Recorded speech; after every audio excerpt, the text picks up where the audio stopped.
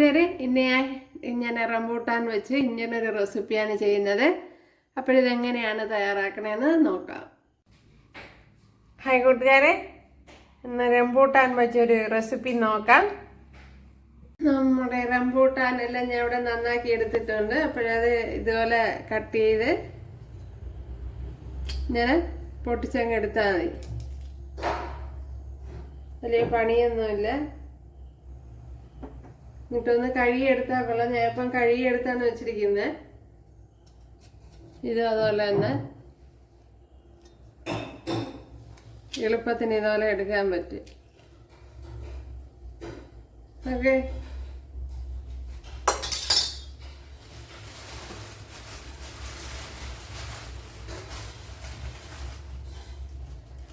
അതാണല്ലോ എൻ്റെ തോട്.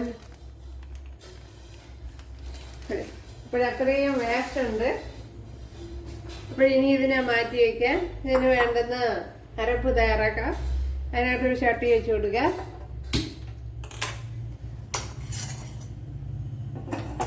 ഇനി ചട്ടി ഒന്ന് ചൂടാവണം.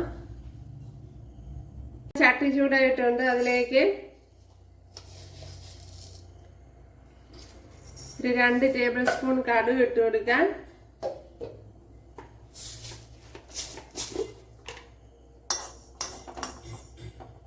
അതേപോലെ തന്നെ ഒരു 1/4 ടീസ്പൂൺ ഉലുവ ഇട്ട് കൊടുക്കുക.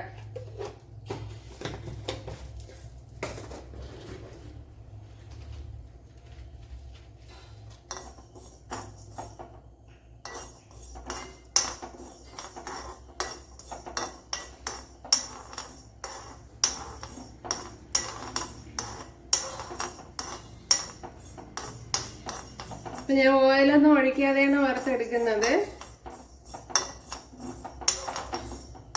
അപ്പോൾ ഉലുവയൊക്കെ ഒന്ന് ചുമന്ന് വരണം.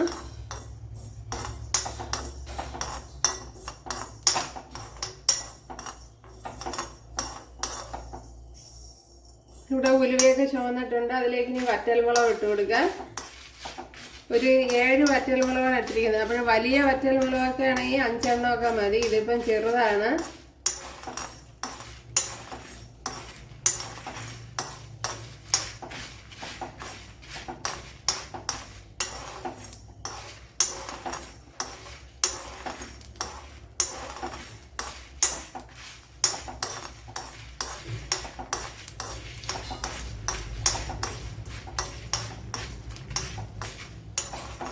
ഇനി തീ ഓഫ് ചെയ്യാൻ ഇതിനെ ഇനി ഒന്ന് തണുക്കാൻ മാറ്റി വയ്ക്കാം. അത് മിക്സിയുടെ ജാറിലോട്ട് ഇട്ട് കൊടുത്തിട്ടുണ്ട്. ഇതിനെ ഒന്ന് പൊടിച്ചെടുക്കണം. പൊടിച്ചെടുത്തോണ്ട് വന്നിട്ടുണ്ട്. അപ്പോൾ ഒരുപാട് ഫൈനായിട്ട് പൊടിച്ചിട്ടില്ല. ഉണ്ടല്ലേ, ഈ കണ്ടീഷനിലാണ് പൊടിച്ചെടുത്തിട്ടുള്ളത്. ഇവിടെ ഒരു ചട്ടി വെച്ച് കൊടുത്തോണ്ട് അതിലേക്ക് നല്ലെണ്ണ ഒഴിച്ചു കൊടുക്കുക. ഞാൻ ഏകദേശം ഇതുപോലത്തെ ഒരു കുപ്പിയുടെ 3/4 ഭാഗത്തോളം ഒഴിച്ചു കൊടുത്തിട്ടുണ്ട്. ഓക്കെ, ഒരു 6-7 ടേബിൾ സ്പൂൺ വരും.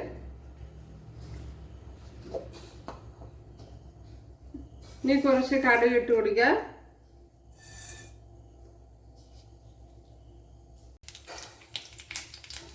കടുക് ഏകദേശം പൊട്ടിയിട്ടുണ്ട്. ഇനി ഒരു 10 വെളുത്തുള്ളി ഇട്ട് കൊടുക്കുക.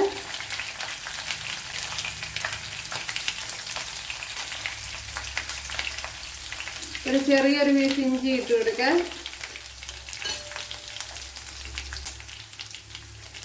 രണ്ട് പച്ചമുളക് ഇട്ട് കൊടുക്കുക. അതുപോലെ 2-3 പച്ചമുളക് ഇട്ട് കൊടുക്കുക. ഇത് ചെറുതാണ്. ചെറുതായിട്ട് ഞാൻ ഒരു 5 എണ്ണം എടുത്തിട്ടുണ്ട്. ഇതൊരു വലുതൊക്കെ ആണെങ്കിൽ 2-3 എണ്ണമൊക്കെ മതിയാവും.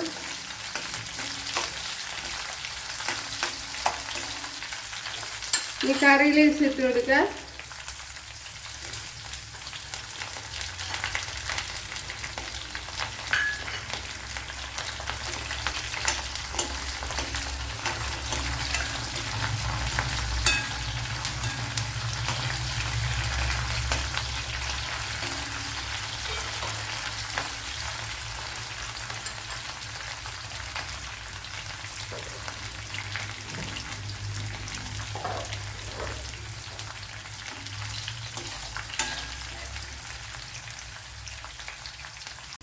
അപ്പോഴിവിടെ നമ്മൾ വെളുത്തുള്ളി ഇഞ്ചിയൊക്കെ ഒന്ന് ചുമന്ന് വരുന്നുണ്ട്.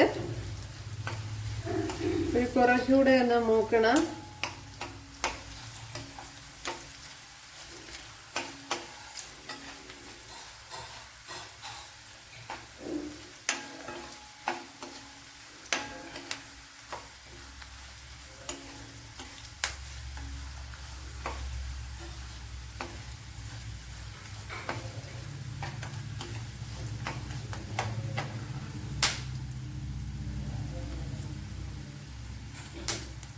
വെളുത്തുള്ളിയൊക്കെ വഴണ്ട് വന്നിട്ടുണ്ട്. അതിലേക്ക് ഇനി ആവശ്യത്തിനുള്ള മുളക് പൊടി ഇട്ട് കൊടുക്കുക.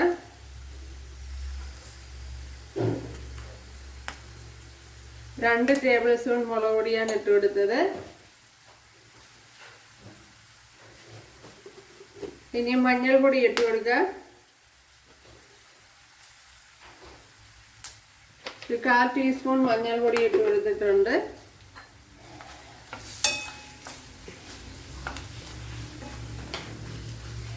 ഇതിലേക്ക് ഇനി ഈ പൊടിച്ചു വെച്ചിരിക്കുന്ന ഈ പൊടി ഐറ്റങ്ങളെല്ലാം ഇട്ട് കൊടുക്കുക.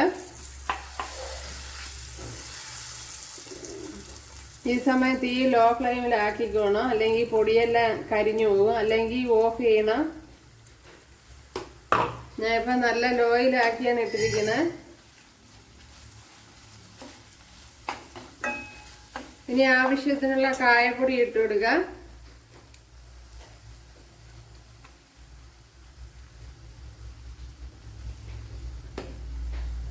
കായപ്പൊടി ഒരു 1 ടീസ്പൂണാണ് ഇട്ട് കൊടുത്തത്. ഇനി വിനാഗിരി ഒഴിച്ചു കൊടുക്കുക. വിനാഗിരി 1 ടേബിൾ സ്പൂണാണ് ഒഴിച്ചു കൊടുത്തത്. അപ്പോൾ കൂടുതൽ വിനാഗിരിയൊക്കെ ഒഴിക്കണമെന്നുള്ളവർ കൂടുതൽ ഒഴിച്ചു കൊടുക്കുക.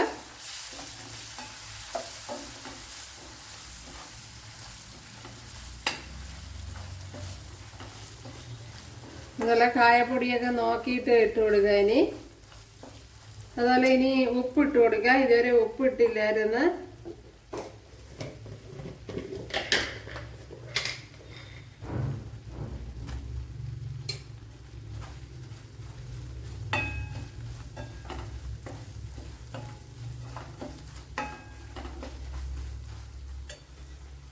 പൊടി ഐറ്റങ്ങളൊക്കെ മൂത്ത് വന്നിട്ടുണ്ട്. അതിലേക്ക് ഇനി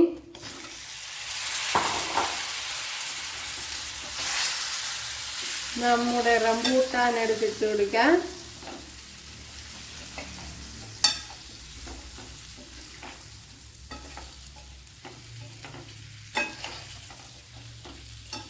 നല്ല ടേസ്റ്റി റംബൂട്ടാൻ അച്ചാറ്.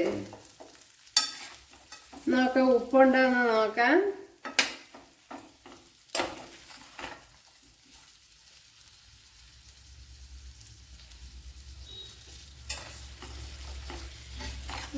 ഉപ്പുണ്ട്. ഉപ്പും കായപ്പൊടി എല്ലാം ഉണ്ട്.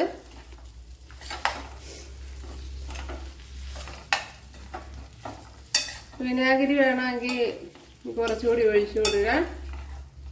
ഞാനിപ്പോൾ ഒഴിക്കുന്നില്ല.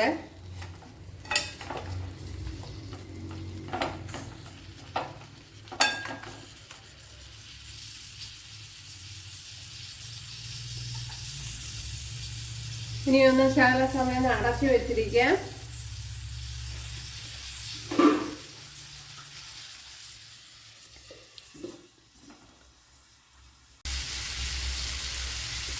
നമ്മുടെ റംബൂട്ടാൻ അച്ചാർ ഇവിടെ വെന്തുകൊണ്ടിരിക്കുന്നു. ഒരു ശകലം എടുത്ത് തിന്ന് നോക്കിയ പുളിയും എരിവും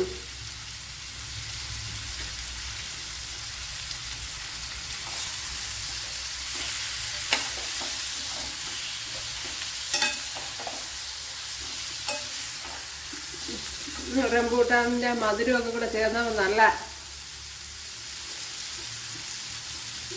ടേസ്റ്റാണ്.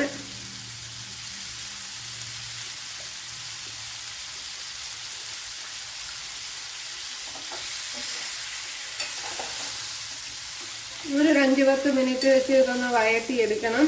ലോ ഫ്ലെയിമിൽ വെച്ച് വേണം വഴറ്റിയെടുക്കാൻ. കാരണം ഇതൊന്ന് വേകണമല്ലോ, അതുകൊണ്ടാണ്.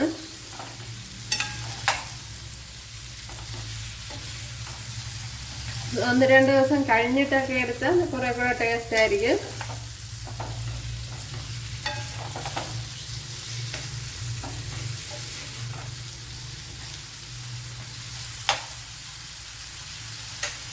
ഇൻഗ്രീഡിയൻ്റ് മതി. അപ്പോഴും നമ്മുടെ റംബൂട്ടാൻ അച്ചാർ ഇവിടെ റെഡി ആയിട്ടുണ്ട്. സൂപ്പർ ടേസ്റ്റാണ്. അപ്പോഴെല്ലാവരും ചെയ്ത് നോക്കുക. ഇഷ്ടമായ സബ്സ്ക്രൈബ് ചെയ്യുക. അപ്പോൾ ഇത് 2 ദിവസമൊക്കെ വെച്ചിരുന്നിട്ട് ഉപയോഗിക്കുക. അപ്പോഴത്തേന് ഈ റംബൂട്ടാൻ കുറച്ച് ഈ അരപ്പുമായിട്ട് അങ്ങ് അലിയും.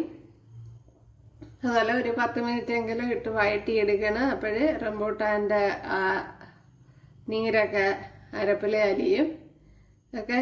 അപ്പോഴും ഇഷ്ടമായ സബ്സ്ക്രൈബ് ചെയ്യാൻ എനിക്കൊരു സപ്പോർട്ടാകും. അപ്പോൾ അടുത്തൊരു വീഡിയോ ആയിട്ട് കാണാമെന്ന് പറഞ്ഞുകൊണ്ട് എല്ലാവർക്കും താങ്ക്സ്.